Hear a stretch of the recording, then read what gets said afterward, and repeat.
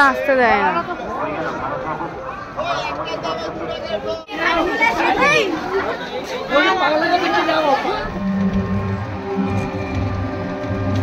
অনেকদিন পরে দেখলাম মাটির জিনিস। কি কি কি এখান দিয়ে। Hello everyone, welcome back to my channel. আমি পিউ। কেমন আছো তোমরা? ভিডিওর টাইটেল আর থাম্বনেল দেখে তো বুঝেই গেছো। তাহলে চলো তোমাদের সঙ্গে এবার ভিডিওটা শেয়ার করি। ঘড়ির কাঁটায় বাজে এখন প্রায় 3টে। তো রেডি হয়ে নিয়েছি, ঘুরতে যাব। কোথায় যাচ্ছি পরে বলছি, তার আগে জানিও তো কেমন লাগছে আমাকে আজকে। আর হ্যাঁ, ভয়েসে কোনো সমস্যা হলে একটু ম্যানেজ করে নিও, কারণ আমার প্রচন্ড ঠান্ডা লেগেছে। আমি কিন্তু একা যাচ্ছি না, আমার সঙ্গে যাচ্ছে আমার মাম্মা, মা তোমাদের দাদা ভাই। ফার্স্ট টাইম এই মেলাতে যাচ্ছি, তো আমার থেকে আমার মাম্মা বেশি এক্সাইটেড। একে গরম, তার উপরে রোদ, আর আজকে মেলা বলে একটু বাসে ভিড়ই হবে, তাই বাড়ির কাছে টোটো পেয়ে গেছিলাম, তো সেখান থেকে উঠে পড়েছি। দেখো মেঘ কেটে যাওয়ার পর রোদের কি অবস্থা। এবার চলো তোমাদের সাথে শেয়ার করি যে আমরা কোথায় এসেছি। এই জায়গাটা হচ্ছে বিষ্ণুপুর বাজার, আর এখান থেকেই বাঁ দিকে যে রাস্তাটা আছে এটাই চলে যাচ্ছে হচ্ছে খেদাইতলার দিকে। এই খেদাইতলার জায়গাটাই হচ্ছে মনসা পুজোর জন্য বিখ্যাত। এই জায়গাটা যে মনসা পুজোর জন্য বিখ্যাত অনেক খবরের পেপারে বেরিয়েছে। আমাদের বাড়ির কাছে কিন্তু কখনো আসা হয়নি।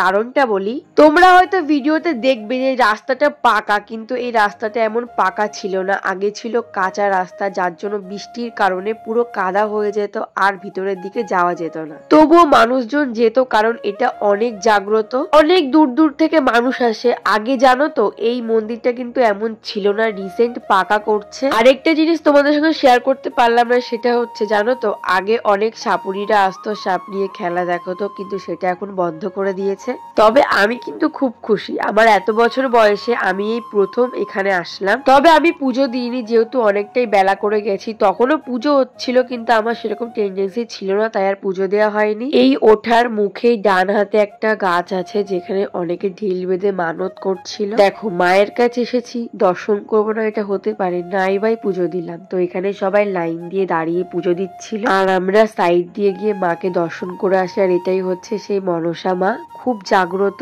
আর এখানে হয় পাঠা বলি, সেটা তোমাদের সঙ্গে শেয়ার করতে পারলাম না ভালোভাবে। আর এটা হচ্ছে একটা পুকুর, যার নাম কিনা দুধ পুকুর। আমি এক্স্যাক্টলি জানি না, যেইটুকু জানি সেইটুকু তোমাদের সঙ্গে শেয়ার করলাম। আর এই পুজো কিন্তু 1-2 দিনের পুজো না, অনেক অনেক বছর ধরেই পুজো হয়ে আসছে।